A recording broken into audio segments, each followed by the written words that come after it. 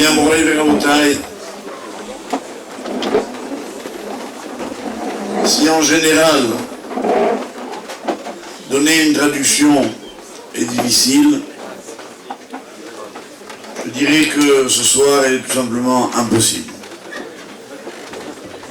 Pas seulement par la densité des idées que nous avons entendues,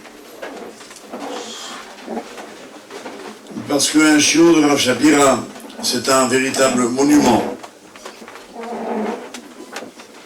tant dans sa démarche, tout en à une infinie précision. Je voudrais juste dire, avant de vous donner un rapide extrait de ces paroles, qu'il était certainement, dans le monde de la Torah tel que nous le connaissions avec Rav Nissim, l'homme qu'il considérait le plus. Je m'explique. Dans cette recherche de la définition précise des mots et des concepts tels que Rav Nissim lui-même les concevait. Et voilà pourquoi aujourd'hui je suis pour ma part heureux que le Rav Shapira ait pu venir à la demande de la Almana, honoré comme il le méritait, notre Rav. Personne mieux que lui est en mesure de définir Rav Nissim comme lui le définissait.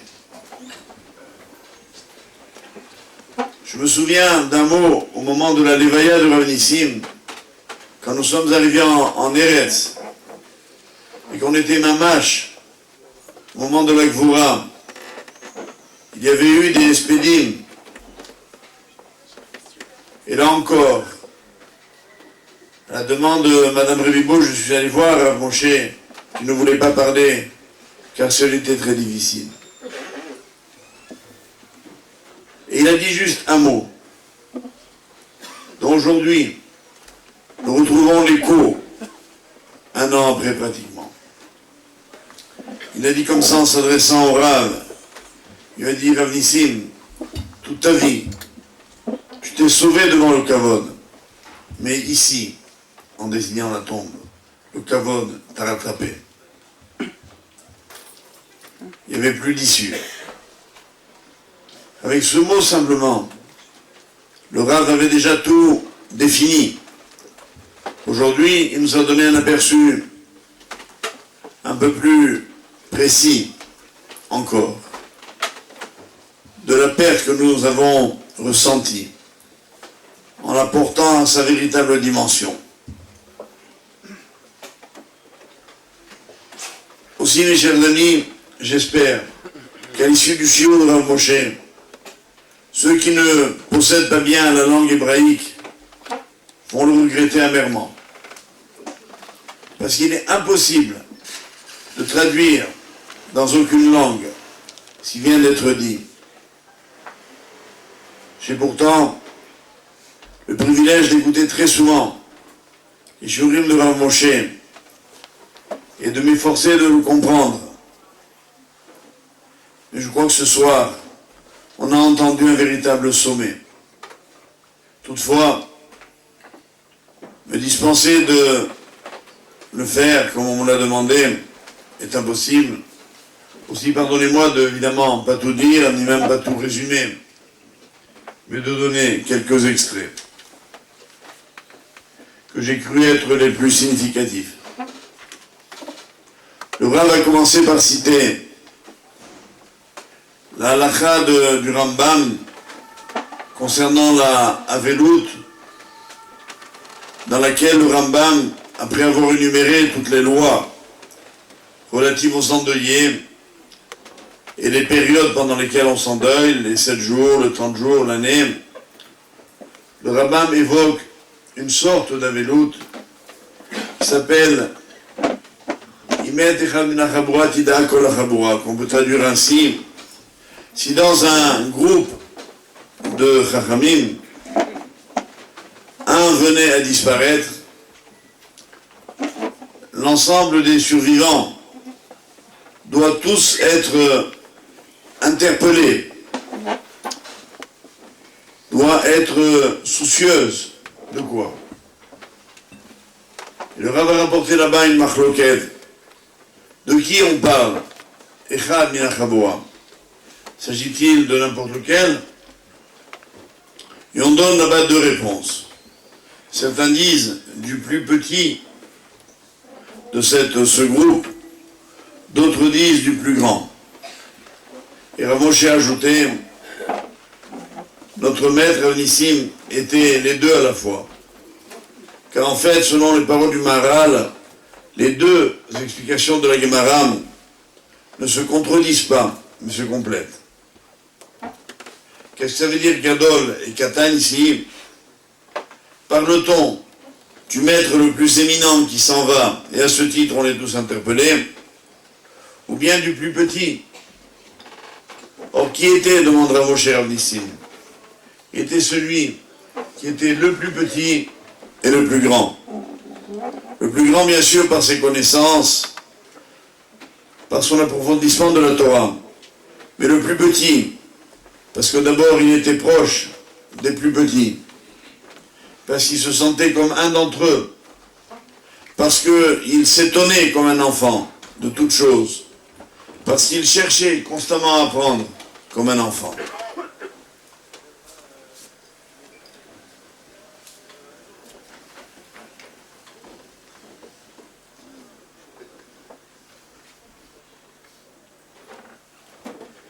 On va ensuite rapporter un texte de Maseret Smachot dans lequel on énumère là-bas les choses que l'on faisait quand venait à disparaître un personnage bien riche ou bien un roi, et donc les endeuillés avaient l'habitude de mettre en avant une chose qui provoquait de l'émoi chez tout le monde. On pensait alors au Niftar. Et parmi les choses, la Gemara, la Maseret Smachot énumère ce qui s'est passé quand Shmuel HaKatan, un des grands Chachamim, et Niftar, comme il n'avait pas d'enfant, on a dit de lui, alors que le roi laisse sa couronne, que le riche laisse sa fortune, lui, Shmuel HaKatan, il avait emporté avec lui toutes les choses précieuses de ce monde. Or, précisément, c'est là où le Rav est arrivé ce soir, à nous expliquer, selon toujours le Maharal, qu'est-ce que la phrase « quiconque s'enfuit devant le kavod lui court après », que l'on pourrait comprendre comme une sorte de punition. Ça veut dire cet homme ne veut pas quelque chose et elle lui court après. Il n'en est rien. Le Rav a expliqué que cette notion-là, de celui qui est vraiment Boréach Bia Kavod, ça veut dire que le Kavod véritable pour lui, c'est la Torah. Ça veut dire une dimension qui ne peut pas le rattraper. Il a mis l'accent sur le fait que Rav Nissim a été dans sa vie un homme qui a connu beaucoup de souffrances et d'épreuves physiques. Non seulement, donc, comme l'a dit d'ailleurs le Rav Geli, il ne se plaignait jamais, mais en plus, on l'a bien connu tous, c'est un homme toujours heureux, toujours souriant. Comment est-il possible de vivre ce qu'il a vécu et d'être comme il était? Si ce n'est justement de considérer qu'il avait tout avec lui, comme Shmuel HaKatan. Il était un homme heureux parce que la seule chose qu'il lui fallait pour le bonheur, c'est un livre, des livres, pour chercher comprendre et savourer les délices de la Torah. מחילה רב משה, אני רק רוצה להוסיף אישית מילה אחת על מה שאמר אז הרב. Je voudrais juste dans ce inyan ajouter très modestement un petit mot. Moi j'ai eu un privilège qui va vous étonner. J'ai passé avec Rav Nissim de très nombreux Tisha B'Av. Où est l'étonnement? Il fallait voir comment il était malheureux. C'est le seul jour. Ayom Eichidi Shelo Haya Sameach, c'est Haya Tisha B'Av. Et lama, pourquoi? Parce qu'il était interdit d'étudier la Torah. Il était comme un lion en cage. Littéralement, il ne savait pas quoi faire. Voilà quelqu'un qui n'avait jamais connu l'ennui, qui ne connaissait pas le repos. Il était constamment en train de, on l'a vu tous, s'agiter autour d'une explication de Torah. Et quand on le privait de ça, qu'est-ce qui lui restait? C'était donc bien la preuve que c'était ça qui était tout pour lui. Le Rav est arrivé ensuite à nous expliquer, ce que je ferai en 2 mots, les 4 niveaux qui, d'après la Torah, sont ceux que Moshe Rabbeinu devait choisir pour nommer les Dayanim, les juges d'Israël, que le Rav a tous trouvé chez Rav Nissim, en les énumérant Anshe Chayil, que généralement traduit des gens courageux, des soldats, des héros. Et en fait, pourquoi? Tout simplement parce que lui, comme un homme qui est un Ishraïl, un homme courageux, c'est quelqu'un qui n'a peur de personne. Rav Nissim ne craignait personne. Pourquoi? Parce qu'il avait besoin de personne. On ne pouvait pas l'acheter. On ne pouvait pas, quelque part, l'influencer dans une décision. Et il était un homme riche, ajoutait le Rav, justement, parce qu'il n'avait besoin de rien. Yireh Elokim dit ensuite le verset, des hommes qui craignent Dieu. Le Rav a juste rappelé que craindre Dieu, ça veut dire ne craindre personne d'autre, justement. Non pas être aussi un homme religieux, comme on pourrait l'être les uns les autres. On est des gens qui avons dans la vie toutes sortes de dimensions. On a entre autres la piété. Non. Celui dont on parle ici, c'est quelqu'un qui n'a que Dieu au-dessus de lui. Tel était Rav Nissim. Anshe Emet, des hommes de vérité. Et là, le Rav n'a pas hésité à dire que Rav Nissim était unique dans notre génération. Quand il avait cette recherche permanente de la vérité, que le Rav nous a redéfini une fois de plus, comme tout ce qu'il dit. Rav Nissim est toujours Magdir, Rav Moshe est toujours Magdir, et c'est ce qu'aimait Rav Nissim chez lui. Chaque chose dont il parle, on n'emploie pas des mots pour des mots, on explique de quoi on parle. Et ça veut dire quoi le émettre en hébreu? Ça veut dire s'atteler à la vérité d'une chose depuis son origine jusqu'à sa transmission, du Aleph au Tav. Ainsi était Rav Nissim. Quand il étudiait, il allait au Makor, à la source du problème qui était posé. Et puis il franchissait les étapes du limoud pour arriver à une conclusion. Mais il ne s'arrêtait pas là. Dans sa conclusion, il était fidèle après, dans la transmission de cette conclusion. Comme a dit Rav Moshe, il y a des choses vraies que nous les hommes, on ne rapporte pas vraiment comme elles étaient. On change un peu la vérité. Ce sont parfois des détails à nos yeux. Rav Nissim, dans ce domaine, il n'y avait rien qui était un détail. Et enfin, la 4e dimension, c'était son Ebetza, que généralement traduit par des gens qui n'aiment pas le lucre, qui ne gardent aucun bénéfice, mais que là encore le Rav a été Magdir, défini, comme signifiant comme la chala, le motzi que l'on distribue à une assistance, où le Baal Habayit coupe le pain et en donne un peu à chacun. Rav Nissim était de cela.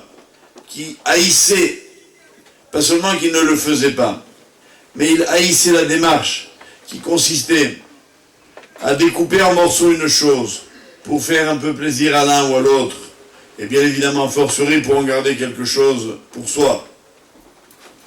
Voilà quelles étaient les 4 qualités du Dayan idéal selon la Torah, que Rav Moshe a rappelé comme étant celle de Rav Nissim. Ensuite, le Rav a rapporté un texte basé sur Shir HaShirim, dans lequel il est dit: si un homme, imiten ish en kol on beto me'ava, si un homme donne toute la fortune de sa maison, be'ava avec amour, boz yavuzulo, voilà un verset très dur en fait à comprendre, on se moquera de lui, on le méprisera. De quoi on parle ici? Chazal, dans différents endroits, rapporte ce pasouk à un maasé que le Rav a juste rappelé. Je donne juste 2 mots pour que tout le monde comprenne. On voit là-bas qu'on nous rapporte que Rabbi Yochanan et Rabbi Chia marchaient, ils allaient de Tveria à Tziporin, dans le Galil, et en marchant, Rabbi Yochanan a dit à Rabbi Chia qui l'accompagnait: tu vois ce champ, il était à moi et je l'ai vendu. Tu vois cette vigne, elle était à moi et je l'ai vendue. Tu vois ce pressoir d'huile, il était à moi et je l'ai vendu. Et Rabbi Chia s'est mis à pleurer. Rabbi Yochanan lui demande: pourquoi pleures-tu? Il dit: je pleure parce que je me demande qu'est-ce qui va te rester pour ta vieillesse. Tu as vendu tous tes biens. Alors Rabbi Yochanan lui a répondu: ne t'afflige pas. Comment peux-tu me reprocher d'avoir délaissé une chose que Dieu a donnée en 6 jours, c'est-à-dire le monde, où il est dit Shechet Yamim, la durée de la création, pour avoir choisi une chose que Dieu a donnée en 40 jours, c'est-à-dire la Torah. Comme Moshe Rabbeinu lui-même le dit, quand il est monté au Sinaï, il est resté là-bas 40 jours et 40 nuits. Donc on ne peut pas comparer la valeur de ce monde-ci avec celui de la Torah. Et là encore, je me permets, M. Tarav, un tout petit exemple, qui est celui que je viens de vivre il y a à peine 2 heures, où nous étions chez Madame Revibo avec les frères de Rav Nissim, et où nous parlions des écrits que Rav Nissim a laissés, que la famille s'efforce de rassembler pour les publier. Et moi, je dois le dire, j'ai été impressionné. Des fois, quand il y a des gens qui quittent ce monde, on discute de leurs biens. Qu'est-ce qu'on va faire de la maison, de la voiture, de ceci, de cela. De quoi on parlait dans la maison de Rav Nissim? Où sont les livres? Où sont les feuilles? Où sont les Hidushim que Rav Nissim a laissés? Et je dois dire à Madame Revibo combien cette scène m'a profondément réjoui, de voir d'abord avec quelle fidélité elle-même, elle glane, mamache au sens propre, les quelques